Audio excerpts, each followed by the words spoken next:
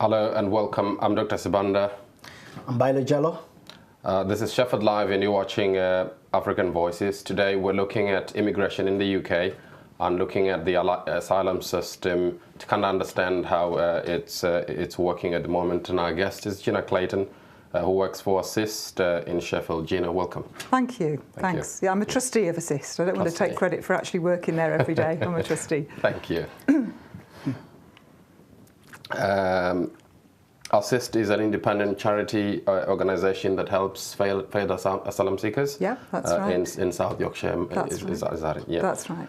But before we get into the discussion, Gina, I wanted to sort of look at or provide our listeners with some statistics of what we know as really in terms of the refugee sort of asylum system in the UK. Okay. My statistics as of the end of year last year show that the United Kingdom, in comparison with other countries in Europe, major countries, so the first 5 major economies in Europe tend to accept fewer refugees. About 3% of applications for refugee status in Europe are lodged in the United Kingdom. That's right.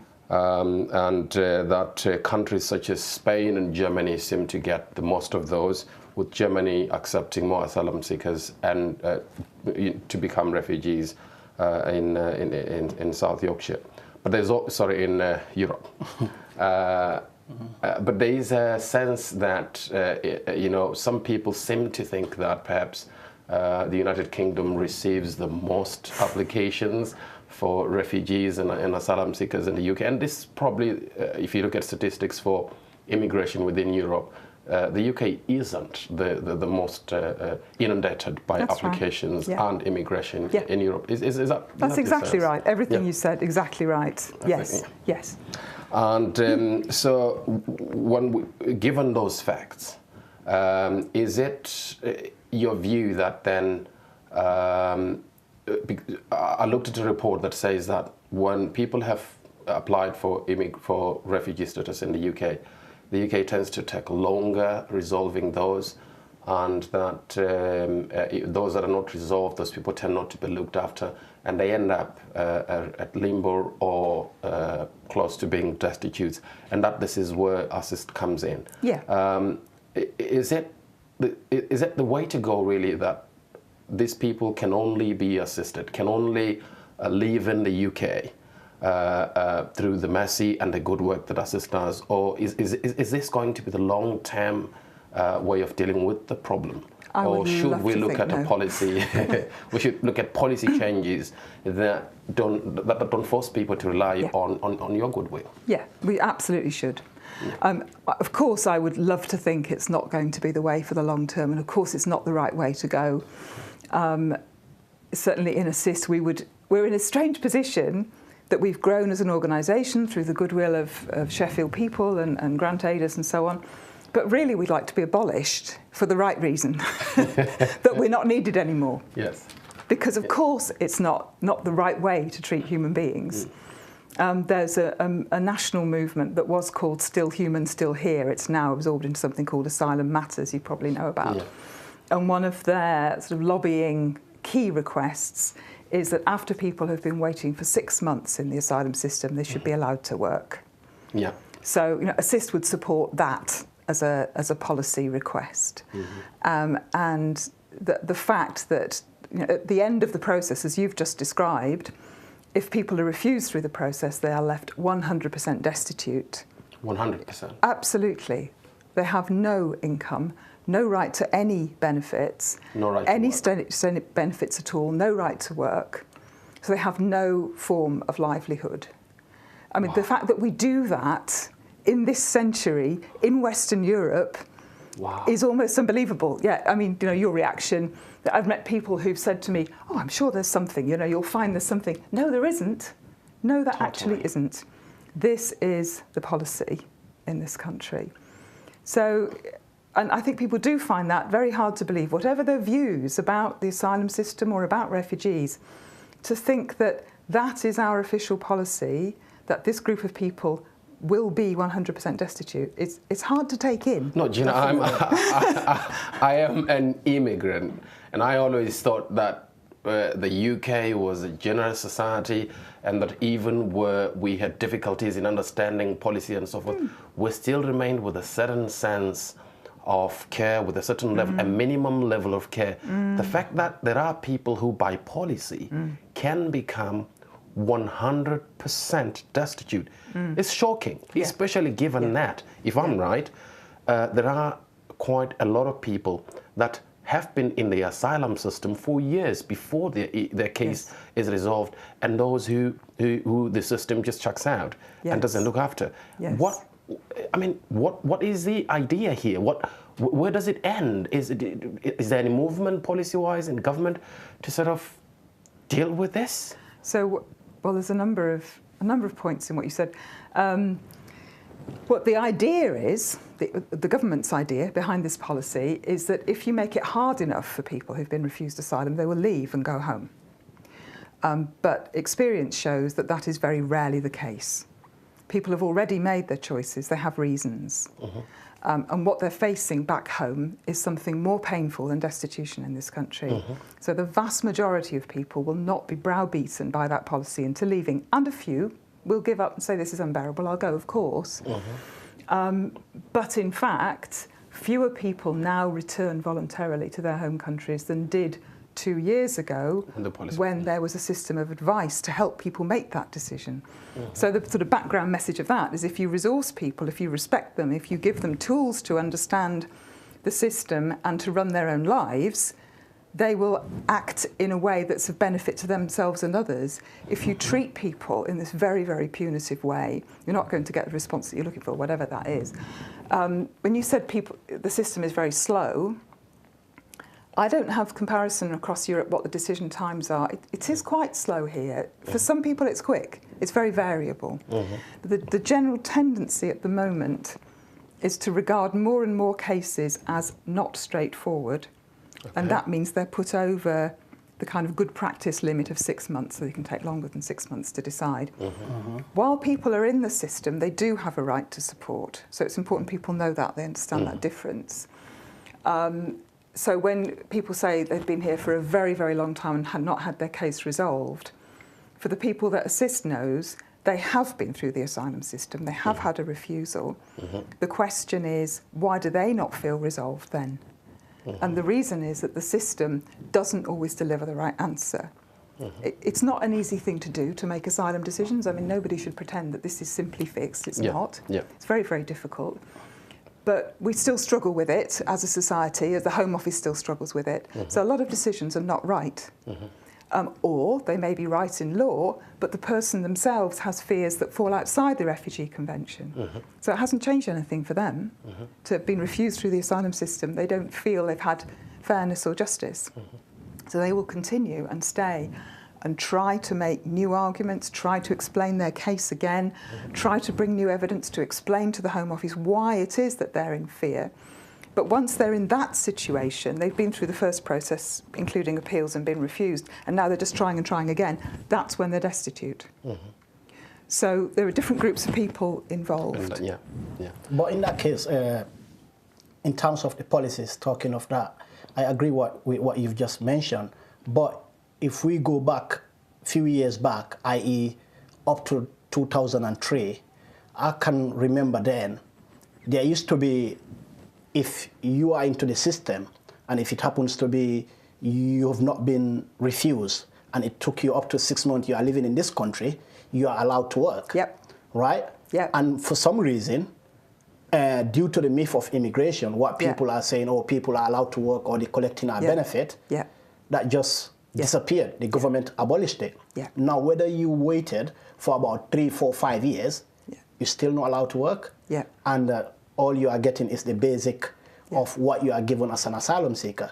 So why I'm reversing this, it's like the policy regarding to what you've just mentioned. So if I can come back to the main point, what I'm trying to say here is, in terms of, like you mentioned, you don't know compared to other countries, i.e. like, for instance, in Germany, within 3 months, you will know where you are, whether you are allowed to stay or not. Whereas in this country, you can be up to 2, 3, 4 years not knowing where you are. That's first. And secondly, whosoever decides your case, whether it's right or wrong, that's it. The government says they can review it, but each case is treated differently.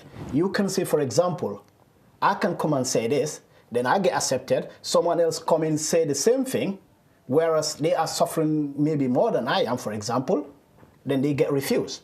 So in terms of those policies, how are those policies decided, and what do you take to that? The basic law that should be applied is the Refugee Convention. Should be applied in all cases. It's international law. It's not an option. It's not a government policy. We're signed up to it. So that is the baseline of refugee decisions, or it should be. But of course, as you rightly point out, decisions are made in individual cases by different people. You know, and they're human beings too, so they differ in the way that they approach an individual. And although, of course, similar cases should be treated similarly, and that's an absolute principle of the law, in a faulty human system, it's not what you get. Definitely. And in terms of what you've just pointed as well, because if you look at, I don't know, a few months back, 2 months back, people were saying, like, in terms of appeal, some people say, I prefer going probably to Bradford or to Manchester or to a different city because judges are lenient compared to, like, other cities where judges are harsh. You know, so sometimes immigration lawyers advise you to say, all right, I live at this address or at this postcode, whereas you'll get your decision, I mean, you'll get your case transferred to a certain city because they know that city, the judges that are there, they are lenient. Whereas in another city, the judges are not lenient. So do you think with those points or with those kind of policies, do you think as a British citizen and as a person who works with charities, you know, who have worked with different immigrants coming into this country for different issues, do you think UK is, or the British government is meeting their obligation in terms of international law or in human rights? No. I mean, they're not entirely neglecting it, of course. We're meeting it in some ways. It's not an absolute situation, but we're not fully meeting it. The point you make is absolutely fair, that different tribunal centres have very, very different rates of overturning appeals. So that we don't know what that says, but it doesn't look okay, does it? It's, I think, without doing a really sort of deep analysis of what kind of cases went to which tribunals and so on, you wouldn't totally get to the bottom of that. Definitely. But everybody knows in the system, as you've said, you know, different judges have different reputations, and that, of course, is not a fulfilment of the Refugee Convention. And the other thing that is particularly not a fulfilment of the Refugee Convention right now in this country is, aside from the hostile environment, which we'll perhaps talk about later, I don't know, we have a two-tier asylum system, two-tier refugee system, consciously espoused by Theresa May when she was Home Secretary, like, you know, deliberately, expressly, saying we will take people from refugee camps in border areas, but we will not welcome those who come to our borders, to our shores. That's not the Refugee Convention. That is not upholding this country's obligations. A person who applies for asylum has a right to apply for asylum and to have their claim heard fairly, properly, and in accordance with international human protection regime that the Refugee Convention should be and is. So that idea that you have to wait patiently in a refugee camp rather than make your own way here is an absolute denial of the Refugee Convention. And I'm personally amazed that there hasn't been more exposure given to that refutation and denial of the Refugee Convention by Theresa May. I mean, isn't that, and I think I agree with you that it's certainly shocking that we get to that, because it seems to me as though it goes back to the old idea that if we have refugees, we'll find them an island somewhere, keep them there. It does. And then maybe after 10 years, we can select who we want from that island and bring them in when we've accepted. Whereas the idea and the spirit of the convention was that, look, we're human beings, and when a certain group of people are targeted in anywhere on earth by a political power and institution, we're going to protect each other. We're going to protect the basic value of being a human. And that the idea that then Some people have got to wait at some place offshore somewhere, and then we will send some good guys who will come and pick a couple that we would like and bring them in. I think is shocking. It's so fundamental what you say. Is it okay for me to just respond to that?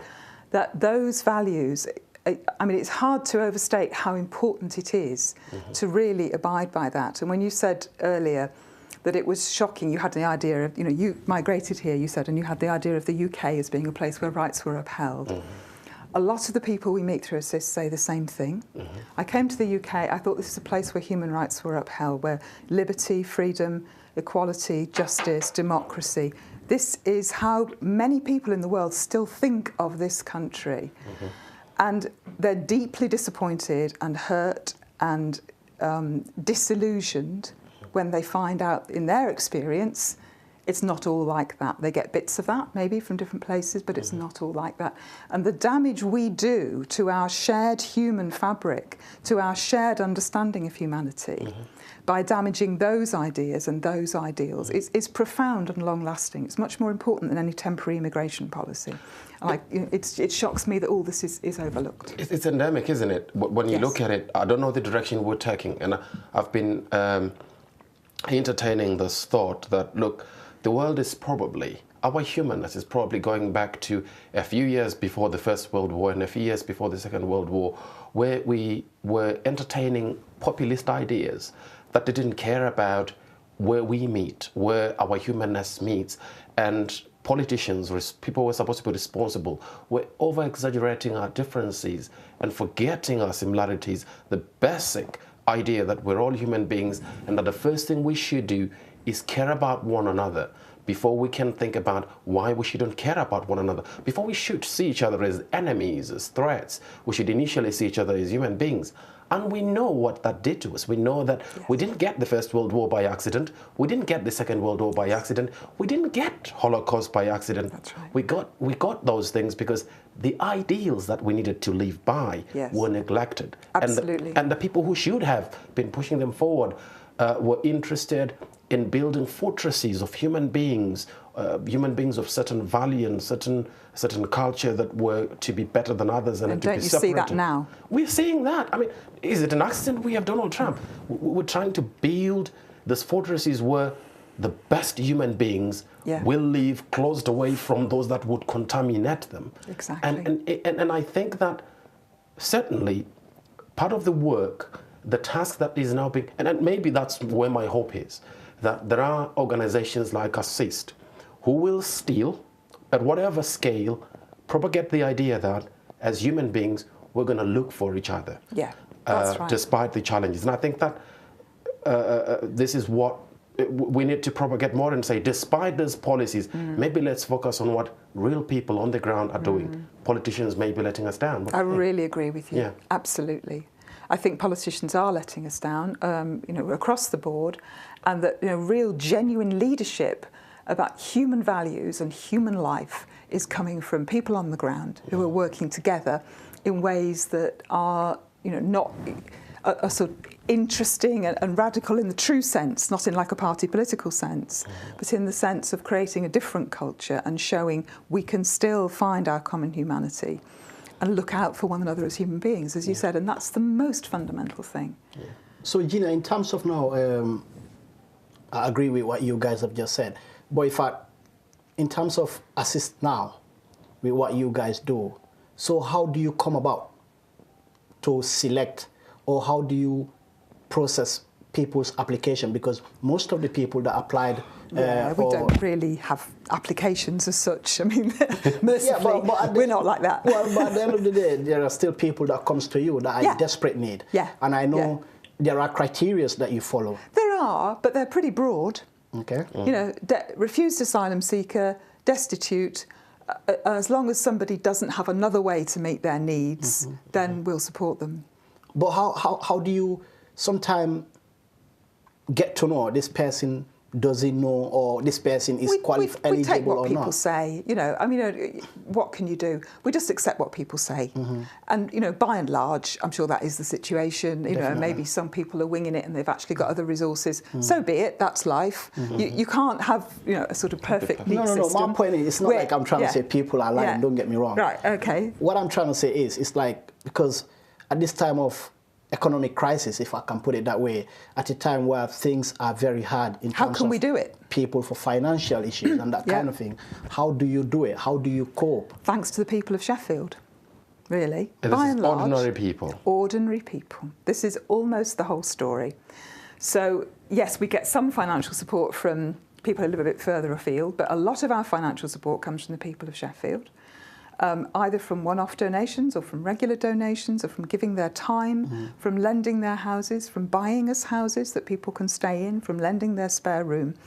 We do have grants from charitable trusts. We work very, very hard at applying for grants, and we've done pretty well in that recently, so that we can pay our core members of staff to run our service, because I don't really like the word service. Anyway, to run assist, because we've got 300 volunteers and we're supporting 90 asylum seekers. 90. So 90, yeah. So it's quite a big enterprise. So you need a good core staff body. We've got some fantastic people. And so we apply for grants to pay for the majority of our staff salaries. But the money that we give to asylum seekers, the money that pays most of the outgoings for the houses, and we also provide bus passes for a number of people. That comes from the people of Sheffield who give it to us. Gina, isn't this the story that's not told about our humanity? Yes. That where government it fails, where government thinks it's a waste of money, that you have these people and in Sheffield that are willing to give their resources. Yeah. For no return. They want to. And they want to do saying, that. Please, let me come and help you. And people are longing to help. Right in the middle of the campaign, the Brexit campaign, where immigration is a big issue, I'm shocked that we have all these big stories about racism, about it's all true too. disregard for thinking that immigrants shouldn't come in, and yet you still have people who are willing to give their money to support people who are destitute. I think that's the only hope that the world have, giving homes. That's the only hope the world have. It's people. Yeah, without really relying so much on the politicians who just want to be popular and will raise these stories about how divided we are as a population. You know, raising that story of division is a divisive act. That's what you're saying, isn't it? Yeah. It creates more division. Yeah. Raising the stories of solidarity creates solidarity. Yeah. And I think that these are the stories that we should talk about. Yeah. Although we've run out of time, I think that the discussion here has been great, and that probably we might need to broaden it beyond what we've done today.